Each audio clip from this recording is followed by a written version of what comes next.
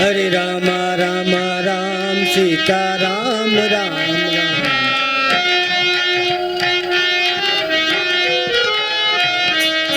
हरे राम राम राम सीता राम राम राम।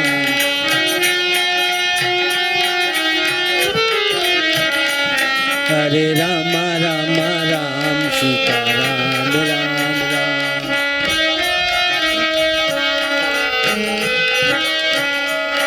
हरे राम राम राम सीता राम राम राम।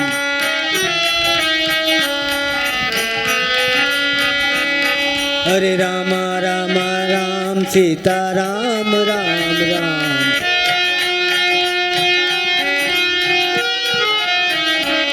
हरे राम राम राम सीता राम राम राम।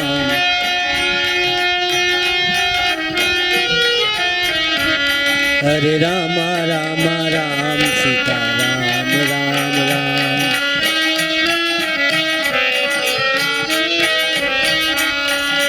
श्री कृष्ण गोविंद हरे मुरारी हे नाथ नारायण वासुदेव।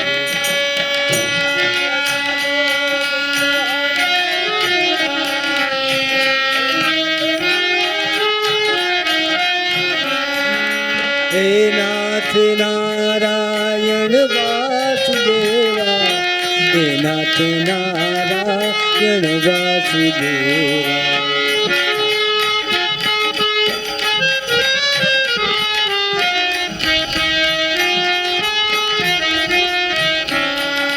श्री कृष्ण गोविंद हरे मुरारी हे नाथ नारायण वासुदेव।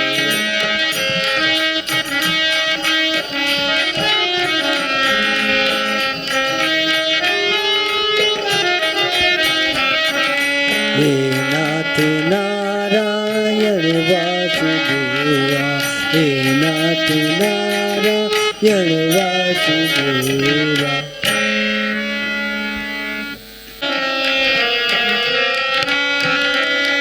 हरे राम राम राम सीता राम राम राम।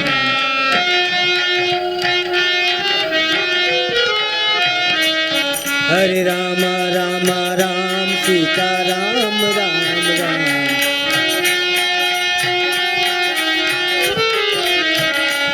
हरे राम राम राम सीता राम राम राम।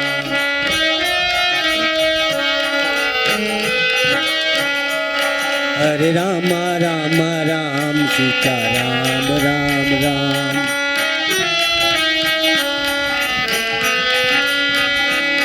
हरे राम राम राम सीता राम राम राम।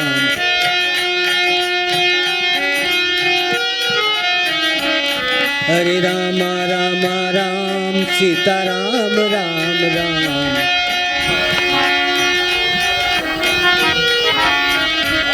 हरे राम राम राम सीता राम राम राम।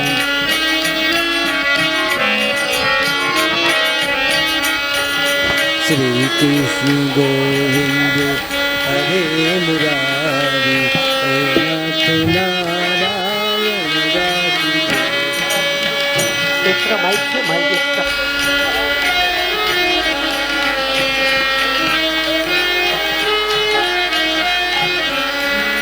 हे नाथ नारायण वासुदेवा। हे नाथ नारायण वासुदेवा। नमो भगवते वासुदेवाय।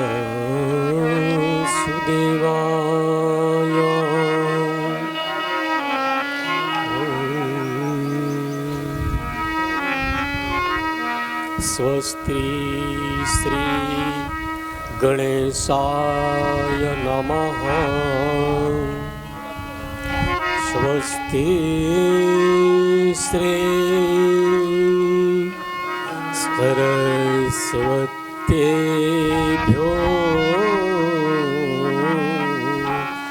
नमः। શ્રી ગુરુભ્યો નમઃ. વંશે વિભૂષિત કરા નમનિર્દા ભાત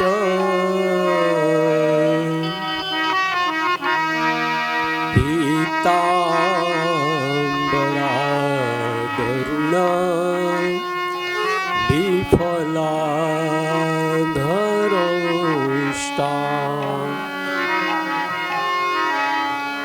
પૂર્ણેન્દ સુંદર મુખારં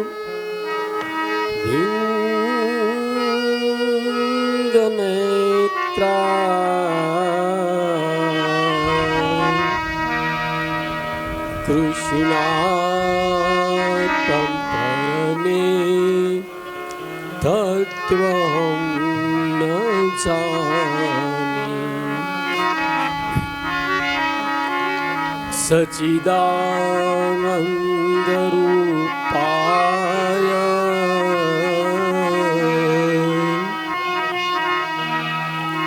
વિશ્વોત્પત્યાદિ હેતવે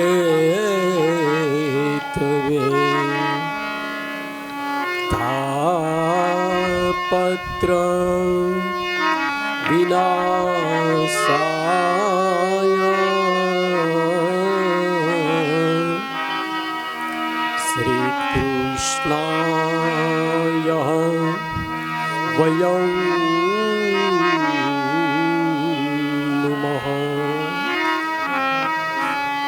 નીલાંબુજં શ્યામલં કોમલાંગમં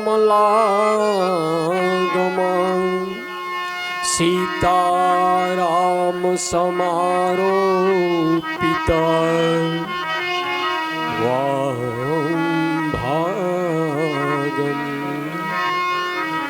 ભાણો મહાસાચૌપા નમામિ રામં રઘુવંશનાથં વંદે દેહુયુપાપતિં સુરગુરો વંદે જગત્કારુણં વંદે પન્નગભૃક્ષણં મૃગધરં વંદે પશુનાં પતિ વંદે સૂર્યશશાંકવહનિનયનં વંદે મુકુંદં પ્રિયં વંદે ભક્તજનાશ્રયં ચ વરદં વંદે શિવાશંકરં.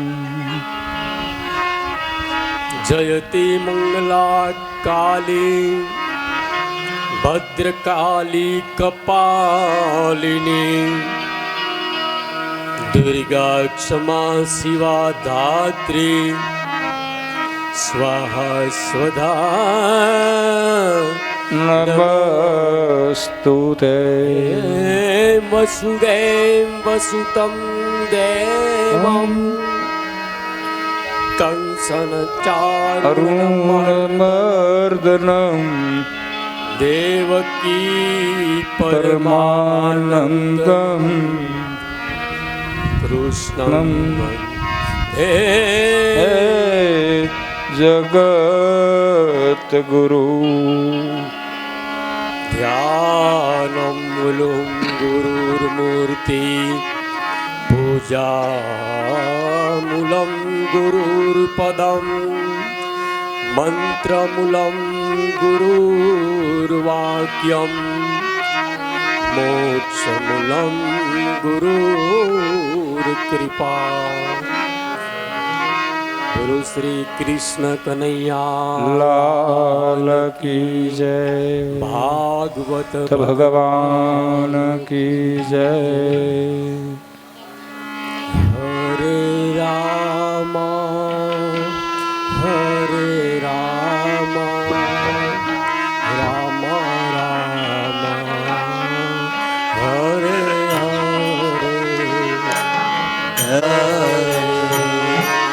હરે રામ હરે રામ રામ રામ હરે હરે હરે કૃષ્ણ કૃષ્ણ કૃષ્ણ કૃષ્ણ હરે કૃષ્ણ કૃષ્ણ કૃષ્ણ હરે હરે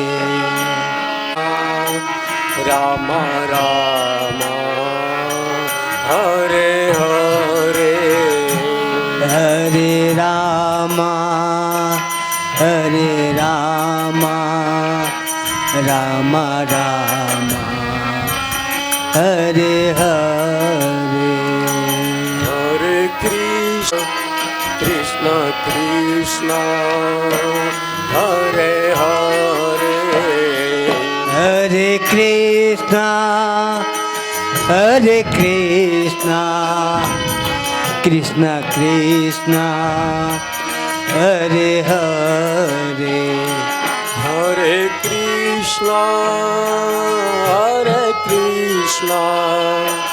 કૃષ્ણ કૃષ્ણ હરે હરે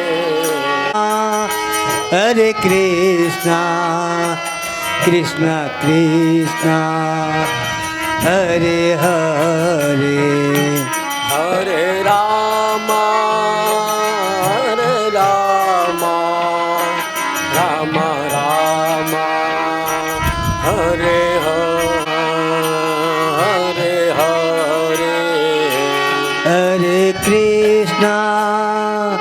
હરે કૃષ્ણ કૃષ્ણ કૃષ્ણ હરે હરે હરે રામ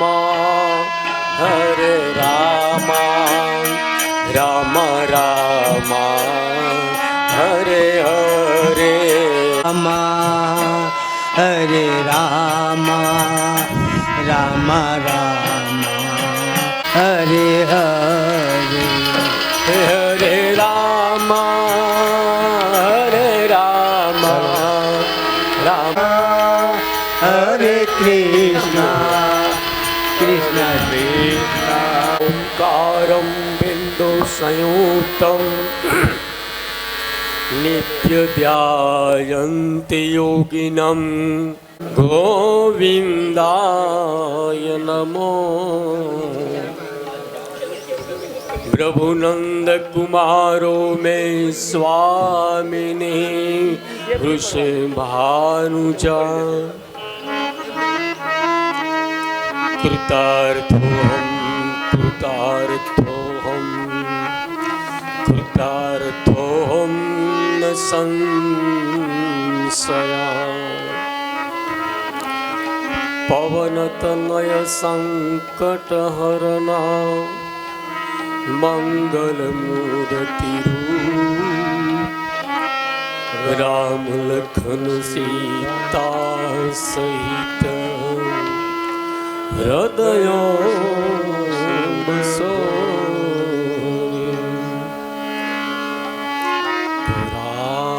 પુરારવિંદે ન પદારવિંદમ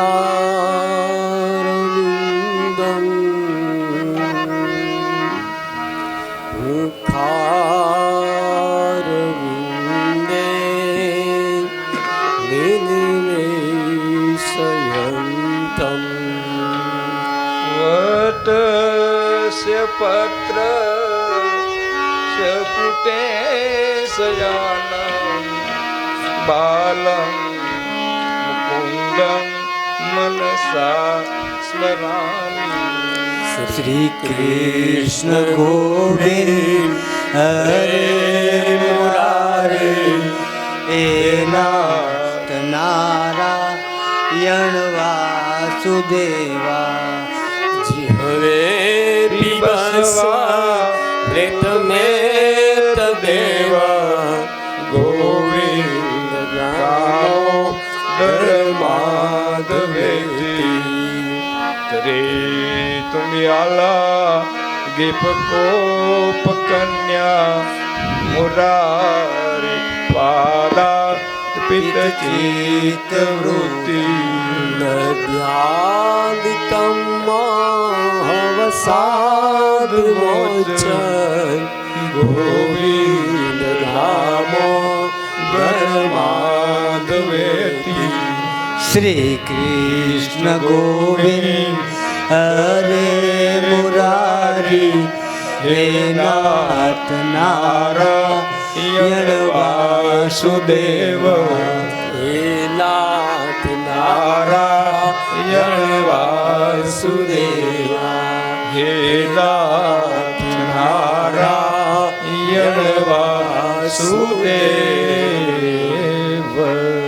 બોલો કૃષ્ણ કનૈયા લાલ કી ભાગવત ભગવાન કી જય ભીમનાથ મહાદેવ કી જય રામચંદ્ર ભગવાન ભગવાન કી જય કૃષ્ણ કનૈયા લાલ કી જય હનુમાનજી મહારાજ મહારાજ કી જય પિતૃનારાયણ દેવ કી જય મહામાયા મુમાય માત કી જય બોલો સે છે હર માત કી જય હરિ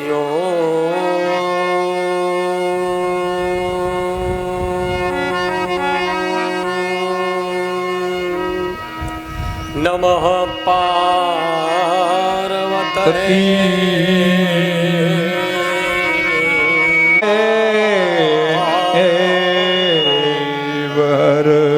જય શ્રી કૃષ્ણ જય માતાજી. આજે કથાનો ત્રીજો દિવસ. 2 દી વયા ગયા ખબર નથી પડતી. બાપુ અમારે બધાય નાયા જ રોકાઈ જવું છે. હવે અમને હવે સમા ઘૂગા છોડવું નથી.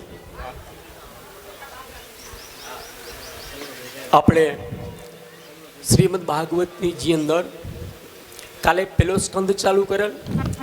એમાં બધાથી પહેલા ઋષિ મુનિઓ ના 7 પ્રશ્ન હતા.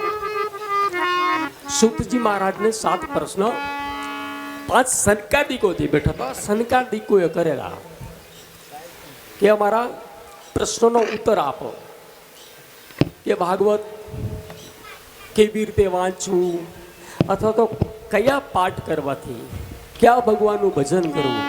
આવા 7 પ્રશ્નના કાલે આપણે જવાબ મૂકેલા.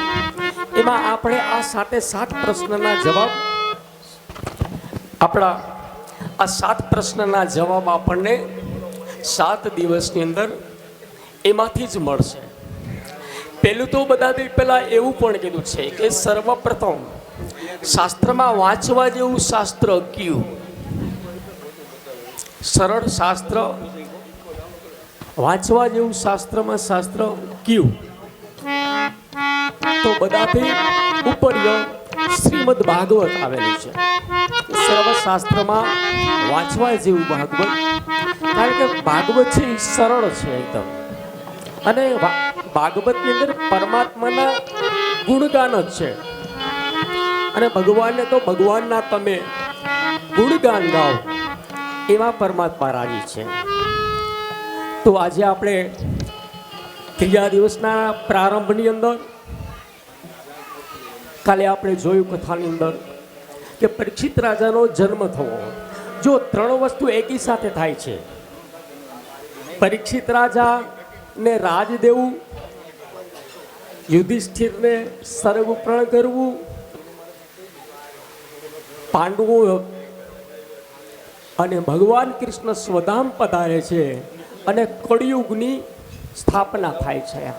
હવે આગળની જે કથા છે આપણે એ કથાની અંદર આપણે પાન કરીએ કથાનું. તો સર્વપ્રથમ અહીંયા પરીક્ષિત રાજાનો જન્મ થયો. ખૂબ આનંદ, ખૂબ ઉત્સવ, ખૂબ આનંદ આવ્યો બધાને. દ્વારિકાની અંદર પંચજન્ય નામનો શંખનો નાદ થયો. ત્યાં પરમાત્મા બધી જ એની રાણીઓ સાથે, પટરાણીઓ સાથે, બધા સાથે મુલાકાત કરે છે. ઘણા સમય સુધી દ્વારકાની અંદર ખૂબ ભગવાન પરમાત્મા રાજ ભોગવે છે.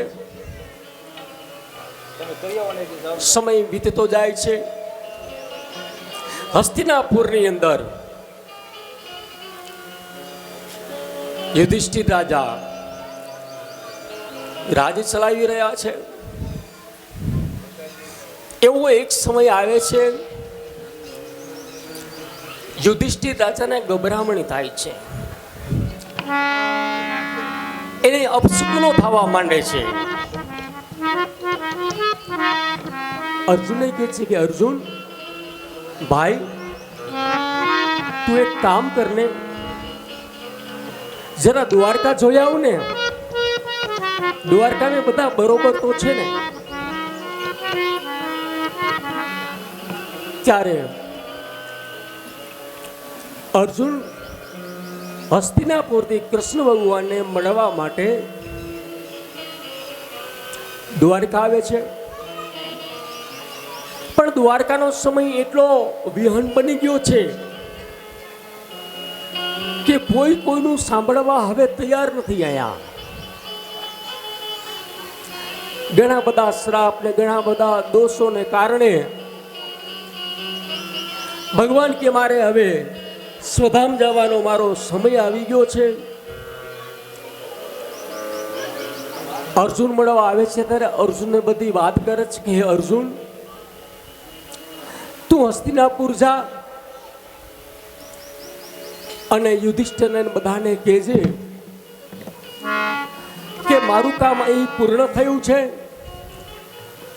હવે હું સ્વધામ જાઉં છું. હે અર્જુન, હસ્તિનાપુર જા અને બધાને આ સમાચાર આપજે. ભીમને, નકુલને બધાને આ સમાચાર આપ કે હવે મારો સમય પૂર્ણ થયો છે. હવે મારી લીલા સંપન્ન થઈ છે, પરિપૂર્ણ થઈ છે. હવે હું સ્વધામ જાઉં છું.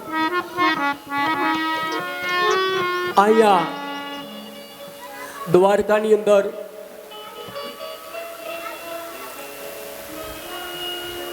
એક એવો સમય વીતે છે કે જ્યારે સંધ્યાનો સમય હોય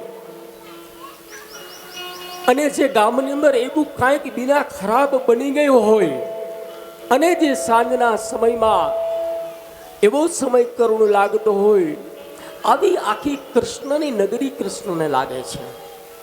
કૃષ્ણ બહુ વિચાર કરે છે કે મેં ઘણા સમય સુધી, ઘણા વર્ષો સુધી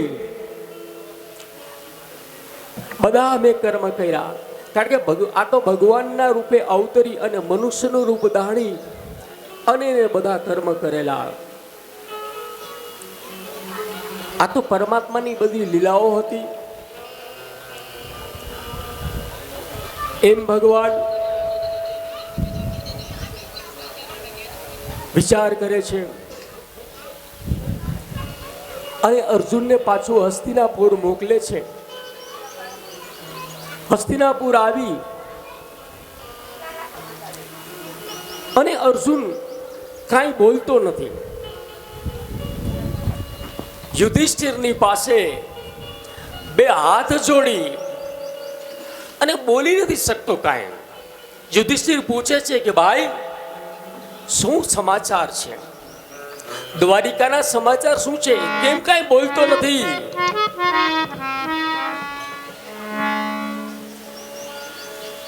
તારું અર્જુન મૌન રહેવાથી મને કાંઈક સંતાપ લાગે છે, મને કાંઈક તારો ડર લાગે છે.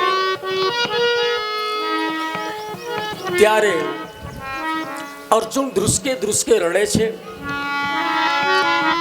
અર્જુન ધ્રુસકે ધ્રુસકે રડે છે કે આપણો કૃષ્ણ હવે જઈ રહ્યો છે.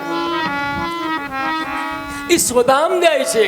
એને મને સમાચાર આપ્યા છે. મને એને કીધું છે કે હવે તું યુધિષ્ઠિરને કહેજે, યુધિષ્ઠિરજીને હવે હું સ્વધામ જાઉં છું. તમે પણ તમારી લીલાને, કારણ કે હવે કલયુગને આવવાની તૈયારી થઈ ગઈ છે. તમારે પણ હિમાલય જઈને હાડ ગારો.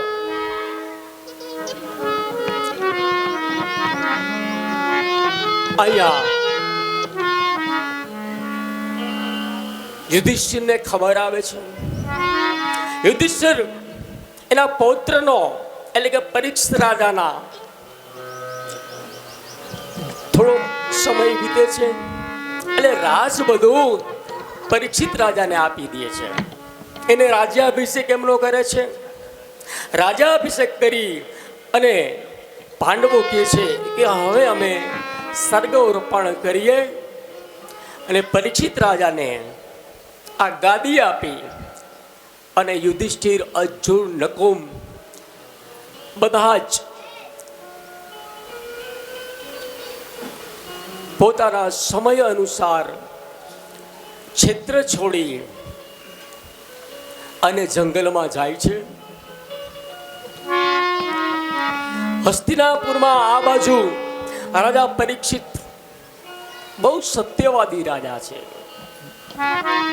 રાજા ખૂબ સરસ મજાનું રાજ ચલાવે છે, દાન ધર્મ કરે છે, બ્રાહ્મણોને, ગાયોને, સંતોને. અને આ રાજાના રહેવાથી ગ્રામજનોને પણ અતિ ઉત્સવ, અતિ આનંદ કે અમારા રાજા બહુ ભાગ્યશાળી છે.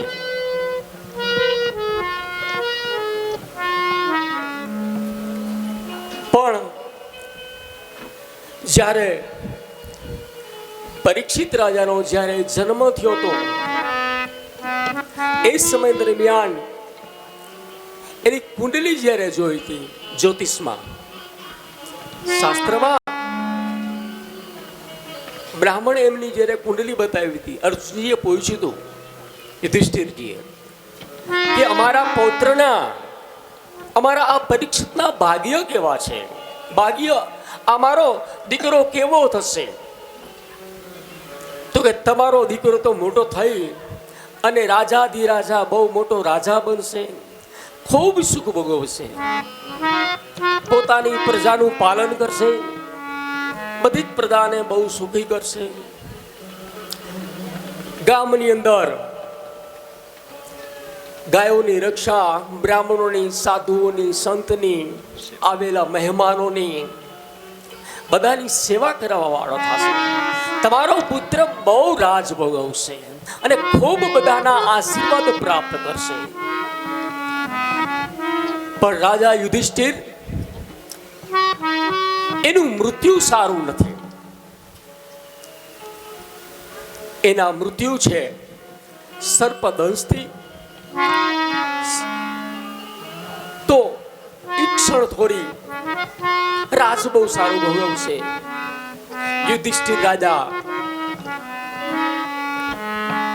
ને આવું વાક્ય કીધેલું. આ પરીક્ષિત રાજા પોતાના રાજમાં બધું રાજ કરતા હોય છે. એ સમય દરમિયાન એક દિવસ એક ક્ષેત્રમાં બારે જાય છે, પોતાનો ઘોડો લઈ અસવાર થઈ અને પરીક્ષિત રાજા જ્યારે જાતા હોય છે ત્યારે એક ગાય અને એક બળદ બે અહીંયા ઊભા હોય છે અને એક કાળા માથાનો માનવી, કાળા કલરના કપડા પહેરેલા, હાથમાં કાળો દંડ છે અને ગાયને અને બળદને બંનેને ઈ મારે છે. પરીક્ષિત રાજા કહે છે કે મારા રાજ્યમાં આ અબોલ જીવ માથે આ કોણ છે? પરીક્ષિત રાજા ઘોડે સવાર થઈને બાજુમાં જાય છે.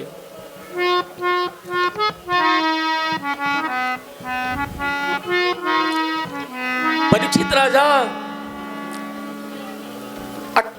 કાળા માથાનો, કાળા કપડા પહેરેલા, કાળો દંડ હાથમાં છે અને અને અબોલ જીવને જ્યારે મારે છે ત્યારે પરીક્ષિત રાજા પૂછે છે કે તું મારા રાજ્યમાં કોણ છો? કેમ બોલ જીવ પર તું અત્યાચાર કરે છે? આ મારું રાજ્ય છે, આ ક્ષેત્રનો હું રાજા છું. મારા ક્ષેત્રની અંદર ગાય માથે, બ્રાહ્મણ માથે, સંત માથે, દીકરી માથે વ્યભિચાર આવો થતો હોય એ હું રાજા સહન ન કરી શકું. હું તને મૃત્યુદંડ આપીશ. તું કોણ છો? ક્યાંથી આ વસ્તુ? શું તારું નામ છે? ત્યારે ગાય સામે જોવે છે તો ગાય એકદમ દુબળી પતલી સાવ થઈ ગઈ છે અને ગાયની આંખમાંથી આંસુ નીકળે છે. બળદને જોવે છે તો બળદ એક પગે ઊભો છે, 3 પગ એના કપાઈ ગયા છે. બળદને જઈને પૂછે છે પરીક્ષિત રાજા કે આપ કોઈ દેવ છો? આપ કોણ છો? અને આ આપણને શેનો દંડ આપે છે? આ અબોલ જીવનો કયો અપરાધ છે કે જેથી કરી અને તમને આ માણસ દંડ આપે છે?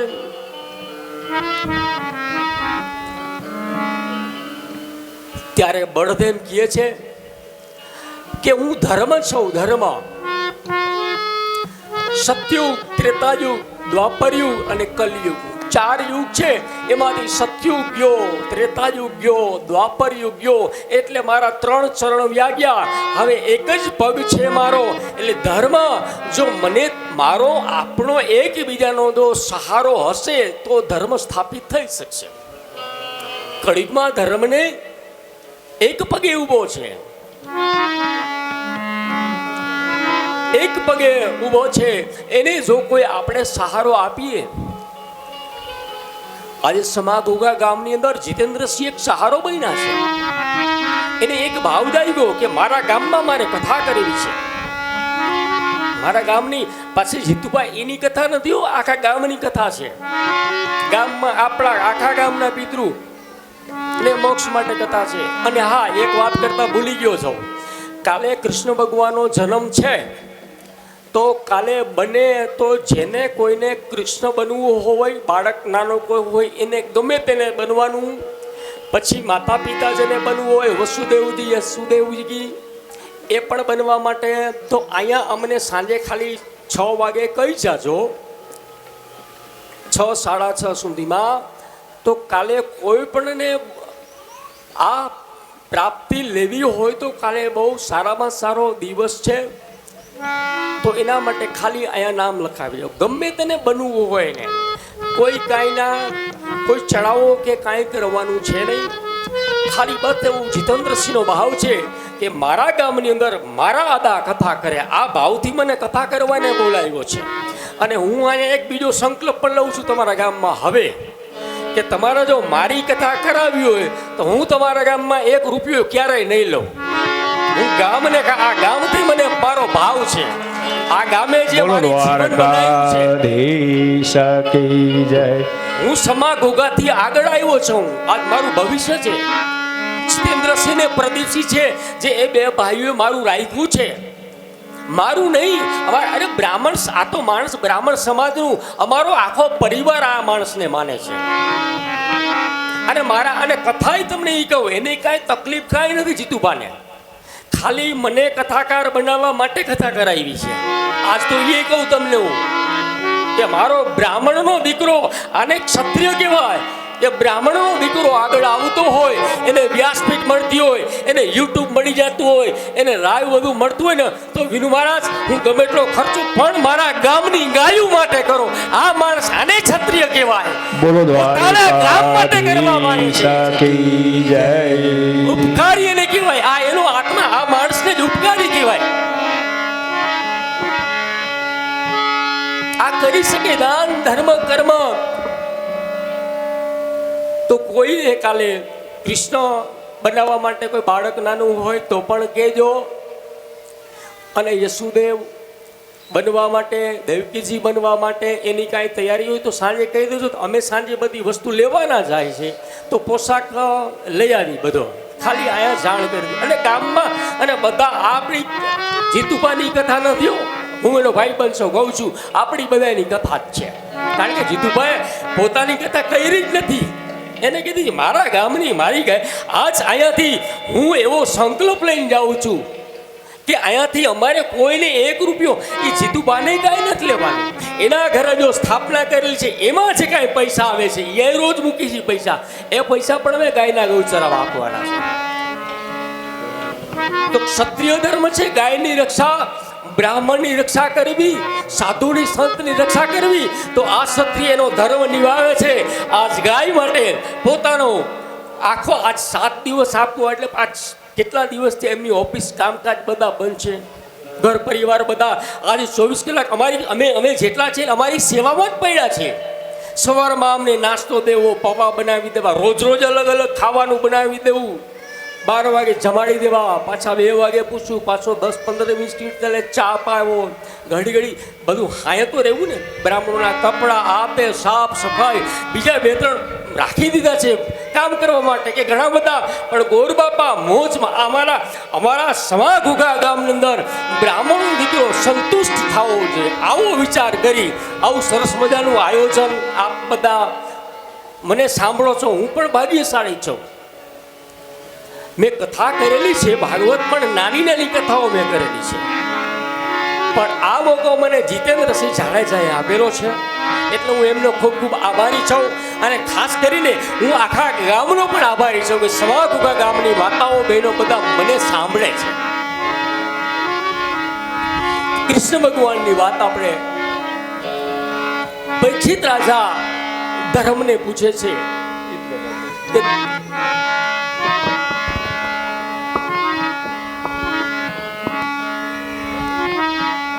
ગાયને પૂછે છે કે તમે કોણ છો? એટલે ગાય કે છે કે હું આ ધરતી છું, ધરતી, આ પૃથ્વી છું, આ ધર્મ છે અને હું એક ભક્તિ પણ છું. પણ ભક્તિ સાવ સુકાઈ ગયેલી છે, સાવ ભક્તિ દુબળી પાતળી થઈ ગઈ છે, એકદમ સુકાઈ ગઈ છે. ધર્મ એક પગે ઊભો છે. જેમ સમા ઘોઘાના ગામનાએ મને સહારો આપ્યો અને ધર્મ એક પગે હતો એટલે મને વાત કરવા માટે મને સમય આપ્યો, તો ધર્મનો હાથ પકડ્યો ને, ખંભો પકડ્યો તમે મારો, એટલે હું આજે આ કથા કરવા માટે આવ્યો છું. એટલે ભગવાનનું હું બી ગુણગાન ગાઉં છું. જે મારી મતિ પ્રમાણે જે મને બોલાવે છે, અને બોલાવે છે એ મહાદેવ, એ બોલાવે છે. હું ઘરેથી તો ઘણું નક્કી કરીને આવું છું આજ તો આમ જ બોલવું છે, પણ નથી બોલાતું. હવે એ બોલાવે એ બોલું ને, એની કોઈક એવી ઇફેક્ટ પડે છે પરમાત્માની કે એ અંદરથી મને ઉર્જા આપે છે. હું નક્કી તો ઘરેથી કરીને આવું છું કે આજ મારે આટલું પૂરું કરવું છે, પણ રહી જાય છે. કારણ કે તમારો બધાનો ભાવ, તમારો બધાનો પ્રભાવ એવો પડે છે ને મારી ઉપર, એટલે તમારી ઇફેક્ટના હિસાબે મારાથી સમય જો ખબર નથી પડતી મને સમયની. એક રાજા હતા, રાજા બાપુ. રાજા પોતાના નગરમાં બધાના દર્શન કરવા ગયા. રાજાએ બધાના ગામમાં દર્શન કર્યા. એમાં રાજાને પ્રધાન એક ગામનો ચોક હતો, ગામનો ચોરા પાસે ગયા. દરબારગઢમાં ઊભા રહી અને બધી કોર રાજાએ દ્રષ્ટિ કરી. દ્રષ્ટિ કરતા કરતા બધાને જય માતાજી, જય શ્રી કૃષ્ણ, હરિઓમ. એમાં આમ દ્રષ્ટિ કરતા એક ખૂણા ઉપર એક વાણિયાની દુકાન હતી. એ દુકાન માથે દ્રષ્ટિ જતા રાજાને એક વિચાર આવ્યો. સદવિચાર નો આવ્યો, દુર્બુદ્ધિનો વિચાર આવ્યો. રાજાએ વિચાર કર્યો કે હું સત્યવાદી રાજા છું, મારે વિચાર કરવો એ પાપ છે કે માણસને હું દંડ આપું. એ માણસનો કોઈ અપરાધ નથી, પણ એ માણસની સામે મને જોવાથી એવું કેમ થયું કે હું માણસને દંડ આપું. એટલે પોતાના પ્રધાનદેવને કીધું કે પ્રધાનદેવ, રથને પાછા લઈ લ્યો, પાછા આપણા રાજમાં ચલો. પણ પ્રધાનદેવને શાંતિ ન થઈ. પ્રધાનદેવ રાજાને અહીંયા ઉતારી અને પ્રધાનદેવ પાછા ત્યાં આવ્યા, પાછા ગામના ચોકમાં વળી ઈસ્ટ ડેલી પાસે ઊભા રહીને પ્રધાનદેવે આમ જોયું કે રાજાની આ બાજુ દૃષ્ટિ ગઈ હતી અને રાજાને આ વિચાર આવ્યો તો આમ કાંઈક છે, આ બાજુ કંઈક હોવું જોઈએ. એટલે પ્રધાન ધીરે ધીરે ધીરે અહીંયાથી આગળ જાય છે. સામે એક દુકાન જુએ છે. દુકાનની અંદર વેપારી બેઠો હોય છે ને જેને કહે છે કે જય શ્રી કૃષ્ણ. કાલે રાજા આવ્યા હતા, કાલે રાજાના દર્શન કર્યા? તો કહો ભાગ્ય. રાજાના દર્શન, ગાયના દર્શન, બ્રાહ્મણના દર્શન, દીકરીના દર્શન, પાણીની હેલ લઈને આવતા હોય એના દર્શન. માણસના કર્મમાં પાપ બળીને વિમુક્ત થઈ જાય છે. પાપમાંથી માણસને મુક્તિ મળે છે. દર્શન કરીને કોઈ આવતું હોય અને આપણે એની બાજુમાંથી જાય તો એનું પુણ્ય આપણને મળે છે 50%. તો કાલ તો રાજાધિરાજાના દર્શન કર્યા, બહુ આનંદ થયો. પણ પ્રધાનને વિચાર આવે કે તારી દુકાન જોઈ અને પછી રાજાને આવો વિચાર કેમ આવ્યો હશે કે આને હું દંડ આપું, મૃત્યુદંડ. એટલા માટે તો રાજા પાછા આવી ગયા, યજ્ઞ કરાવ્યો, બ્રાહ્મણોને બોલાવ્યા. પણ પ્રધાન કહે આ વાણિયાની દુકાનમાં એક પાછળ દરવાજો હતો, એ દરવાજો ખોલ્યો, તેમાં વાડામાં પાછળ ચંદનના લાકડાનો ઢગલો, દુનિયાભરના ચંદનના લાકડા હતા. એટલે પ્રધાને તો કીધું આને વેપારીને કે તું તો બહુ પૈસાવાળો છો ભાઈ, તારી પાસે તો આ પ્રમાણે તારી દુકાન નાની છે પણ તારો વાડો અંદર તો બધા ચંદનના લાકડા ભર્યા છે, તું તો બહુ સંપત્તિવાળો કહેવા. તો ત્યારે પ્રધાન બોલ્યા, જો બહુ આ સમજવા જેવી વાત છે. ત્યારે પ્રધાનને કીધું આ વેપારીએ કે પ્રધાન ખોટું ન લાગે તો એક વાત કરું. પ્રધાન કે બોલો. પ્રધાનને કે હું કાલે બેઠો બેઠો વિચાર કરતો હતો, કાલે રાજા આવ્યા, મારી દૃષ્ટિ રાજા સામે હતી કે આ જો રાજા મરે ને તો મારા ચંદનના લાકડા વેચાય, બાકી મારા ચંદનના. એટલે એની દૃષ્ટિ કેવી ગઈ વાણિયાની રાજા ઉપર. વાણિયાએ વિચાર કર્યો, આ વેપારીએ, કે મારા આટલા બધા ચંદનના લાકડા કેદી વેચાશે, આ રાજા જો ગુજરી જાય તો મારો ધંધો થાય. એટલે પોતાની વાણિયાની દૃષ્ટિ રાજા ઉપર ગઈ, એટલે રાજાને આમાં વિચાર આવ્યો. એટલે તમારી કોઈ દૃષ્ટિ મને સારી પડે છે ને એટલે હું વાતું કર્યો જ જાઉં છું, કર્યો જ જાઉં છું, મને ખુદને ખબર નથી રહેતી. આ તમારો પ્રભાવ છે. તો પરીક્ષિત રાજા પેલા માણસને કહે છે કે તું આ જગ્યાએથી વયો જા, આ મારું રાજ્ય છે, મારા રાજ્યમાંથી તું જા. પણ આ કાળા માથાનો માનવી મનુષ્ય કહે છે કે હું તો કાળ છું, હું કલિયુગ છું, કલિયુગ. મને કોઈ એવું તમે સ્થાન આપો, તમે રાજા છો, તમે કેશો અહીંયા રહીશું, તમે મને કોઈ એવા 2-3 સ્થાન આપી દો કે જેમાં હું નિવાસ કરી શકું. કારણ કે કલયુગ, સતયુગ, ત્રેતાયુગ, દ્વાપરયુગ અને કલયુગ. કલયુગ હું સમય છું, હું ટાઈમ છું, હું સમય છું. જો હું મારો જ તમે મને અહીંયાથી સર્વનાશ કરી નાખો તો સમય પૂરો થાય. મારી ઉંમર તો 4,72,000 વર્ષની છે,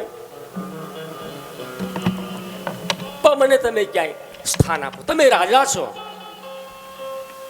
રાજાનો નિયમ છે કોઈ નમી જાય ને એને પછી રાજા મારે નહીં. શસ્ત્ર લઈને જા તો શસ્ત્ર વગરનો માણસ હોય તો રાજા યુદ્ધ ન કરે એની સાથે, એને શસ્ત્ર પેલા આપે સામે.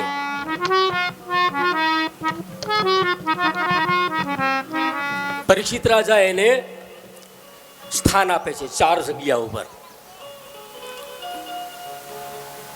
પેલું સ્થાન જ્યાં ખોટું બોલાતું હોય, હિંસા થતી હોય, વેદની વાતો ન થતી હોય, અભદ્ર શબ્દ બોલાતા હોય, અહીંયા તારે વાસ છે. તો કે આ જગ્યા બહુ સારી નથી કે આ તો બધા ખોટા જ ભેગા થશે. તો કે હા, અહીંયા તારી જગ્યા તારા માટે એ છે. બીજી જગ્યા જ્યાં દારૂ પીવાતો હોય, જ્યાં માંસ મટન ખવાતું હોય, અહીંયા તારો વાસ છે. એટલે કે આ તો મને પાછી તમે ગંદી જગ્યા આપો છો. જ્યાં સ્ત્રીનો વેપાર થતો હોય, અહીંયા તારો વાસ છે. આ જગ્યાઓ બધી તમે મને, પણ મને હવે હજી એક એવી જગ્યા આપો. તો ત્યારે એને કીધું કે તારો જા સોનામાં વાસ. પણ સોનું બે પ્રકારનું, સોનાને પેલા સમજી લેજો, પહેરવાની મનાઈ નથી. નકર કશો મહારાજ સોનાનું કહી ગયા, હોનામાં વાહ આવી ગયો, આપણે નથી પહેરવું હોય. સોનું અધર્મનું જો સોનું હોય, ધર્મના સોનામાં નહીં, તમારું પોતાનું જે સોનું હોય એ સોનામાં નહીં. પણ જો અધર્મનું સોનું તમારી પાસે હશે તો અધર્મના સોનામાં રાહુનો વાસ છે, એમાં કાળનો વાસ છે, એમાં કલીનો વાસ છે, એમાં એને સ્થાન આપેલું છે.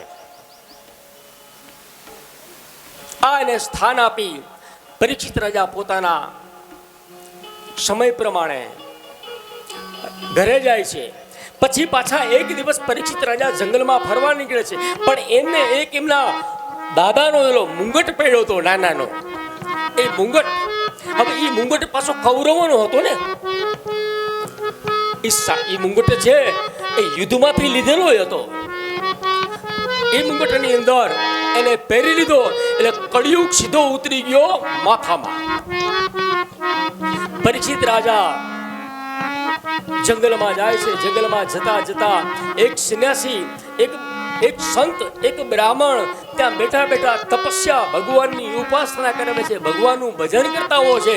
ત્યાં પરીક્ષિત રાજાને પાણીથી વ્યાકુળ બન્યા હોય છે, એને પાણીની તરસ લાગે છે. એટલે પાણી માટે પરીક્ષિત રાજા ત્યાં જાય છે.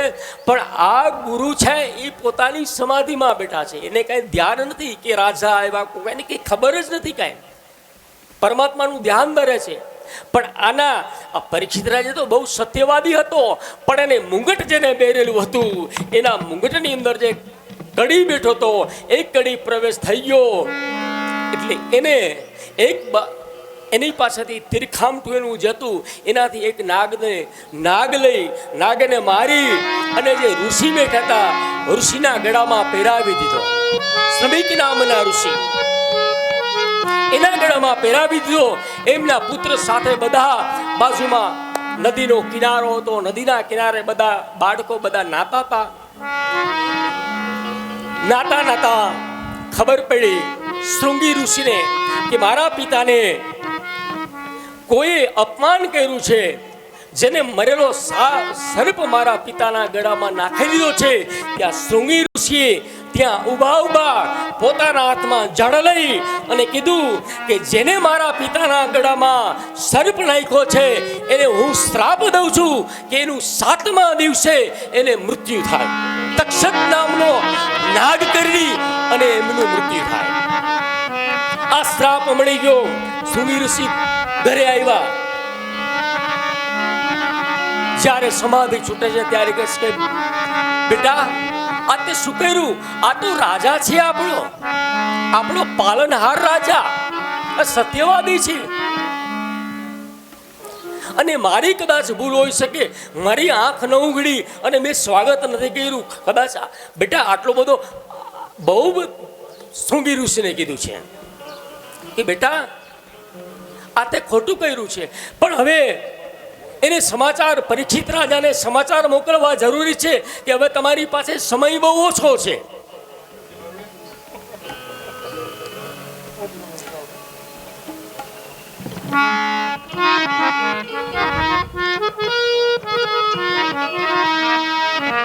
કે હે પરીક્ષિત રાજા,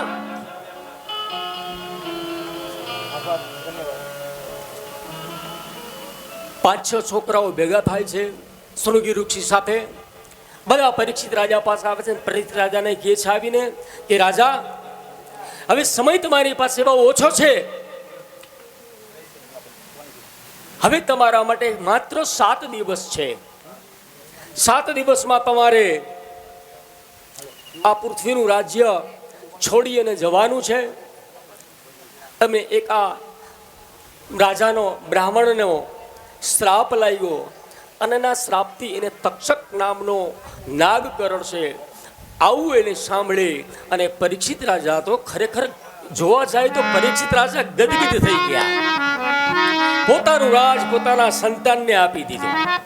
પોતાના બાળકને સંતાનને રાજા આપી અને પરીક્ષિત રાજા કહે છે કે હવે મારી પાસે બહુ સમય ઓછો છે, માત્ર 7 દિવસ. તો 7 દિવસમાં મારે શું કરવું જોઈએ?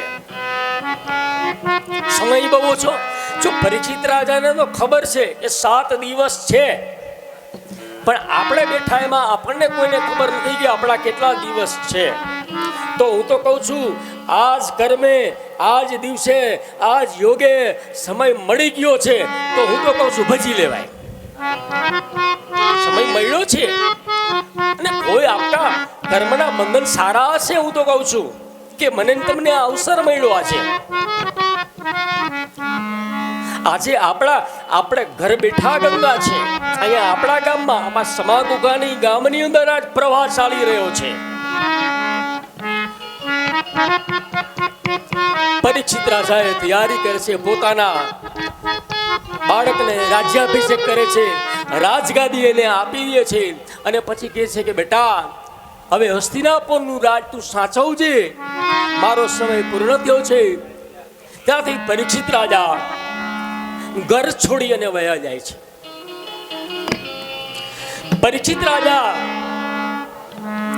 ગુરુને ગોતે છે કે કોઈ મને ગુરુ મળી જાય, કારણ કે મારે હવે મારી પાસે બહુ સમય ઓછો છે.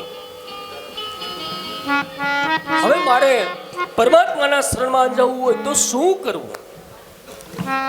એમાં શૃંગી ઋષિ હરિદ્વારની અંદર ગંગાના કિનારા ઉપર બધા ઋષિમુનિઓ ભેગા થયા હતા.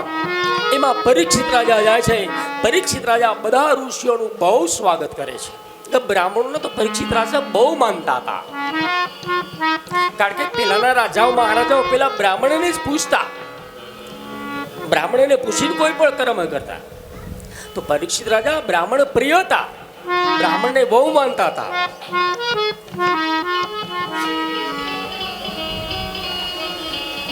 પરીક્ષિત રાજા બે હાથ જોડી અને બધાને વિનંતી કરી કે મારું 7 દિવસમાં મૃત્યુ છે.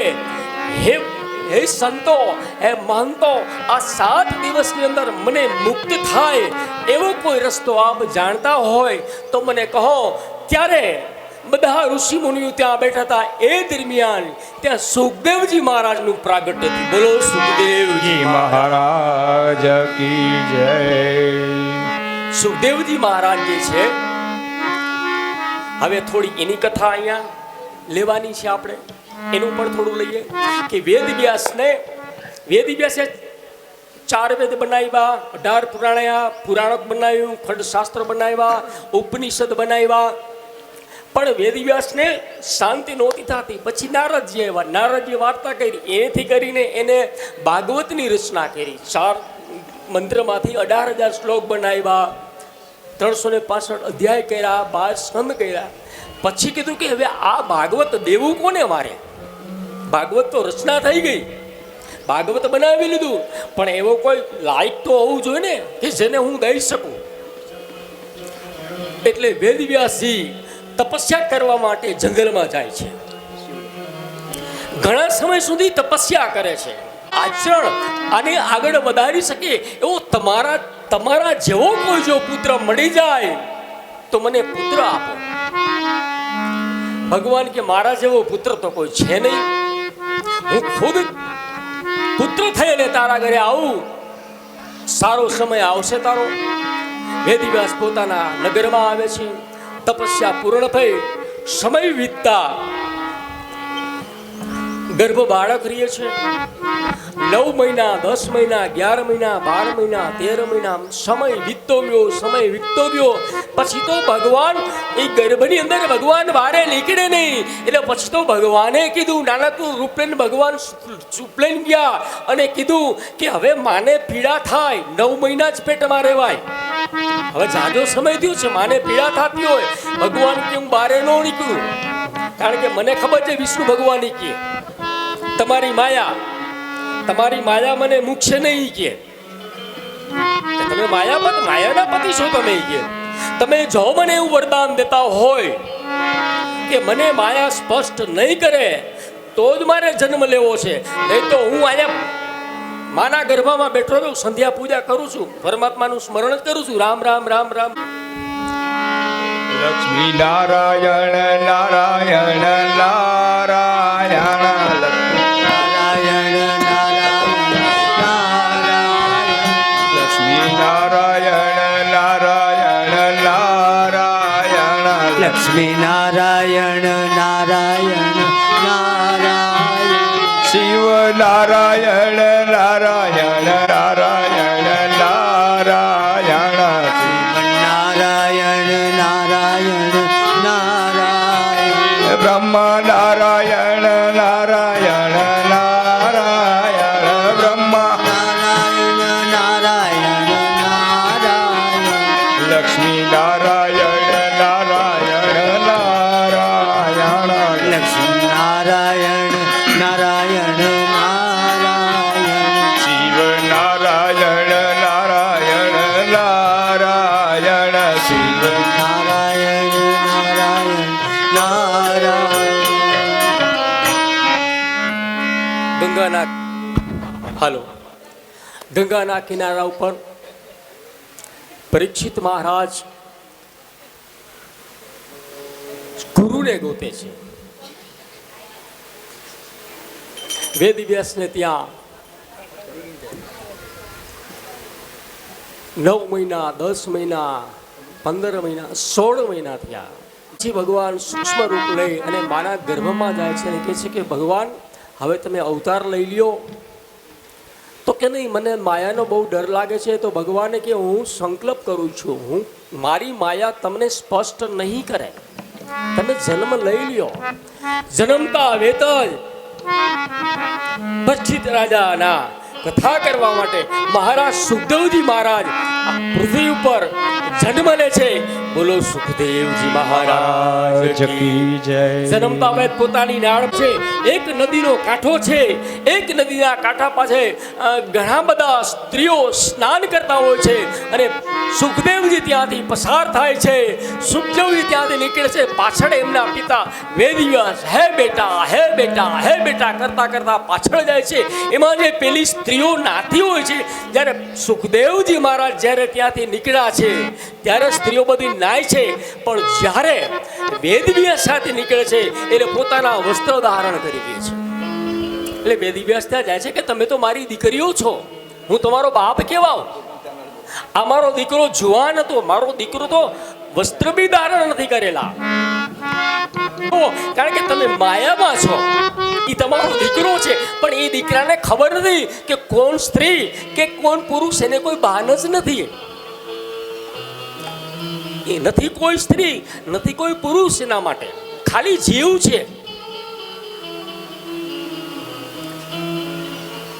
નથી કોઈ સ્ત્રી નથી કોઈ પુરુષ. વેદવ્યાસના બાળકને પછી વેદવ્યાસ પોતાના બાળકો હોય છે નાના નાના, એ બધા બાળકોની ફૂલ વીણવા માટે, કાષ્ઠ લેવા માટે જંગલમાં જાય છે. ત્યારે ભાગવતજીના 2 મંત્ર, ભાગવતજીના મંત્ર તત્ર તત્ર રયતિ તે દીકમ જન્મનાગજ સૃજત ઇન્દ્રિયા તત્ર તત્ર ત્યાં તો એક સમય, એ સમયમાં સમાધિમાંથી સુખદેવજી મહારાજની આંખ કાનમાં સાંભળે છે મંત્ર, આંખ ખુલી જાય છે. નાના નાના બાળકો પાસે કહે છે કે આ મંત્ર શેના છે? તો કે આ મંત્ર તો હજી એક જ છે. આવા મંત્ર તો અમારા ગુરુજી પાસે ઘણા બધા છે. તો કે ક્યાં છે તમારા ગુરુજી? તો કે મારા ગુરુને હાલો કે મને પણ આ મંત્ર સંભળાવે. આ મંત્ર સાંભળવાથી મારા કાન પવિત્ર બની ગયા. મને આમાં પરમાત્મા દેખાય છે. આ મંત્રમાં કોઈ ઉર્જા દેખાય છે. અને મંત્રમાં તો 100% શક્તિ છે. આપણે મંત્ર ભજવાનો જો વિશ્વાસ હોય તો મંત્રમાં શક્તિ છે. કોઈ પણ વીછી કહી દેલો છે, વીછી વીછી અહીંયા કહી લે અને ડંખ અહીંયા આવે બા, પણ એ વીછી મંત્રથી ઉતારવામાં આવે છે તો વીછી ઉતરી જાય છે. તો મતલબ મંત્રમાં શક્તિ છે. જો આપણે શ્રદ્ધા હોય, આપણે વીછી કહ્યું ત્યારે આપણા સામેવાળા ઉપર શ્રદ્ધા જ હોય કે ભાઈ ઉતારી દેશે, કારણ કે ત્યારે કરણેલો વીછી છે. આપણે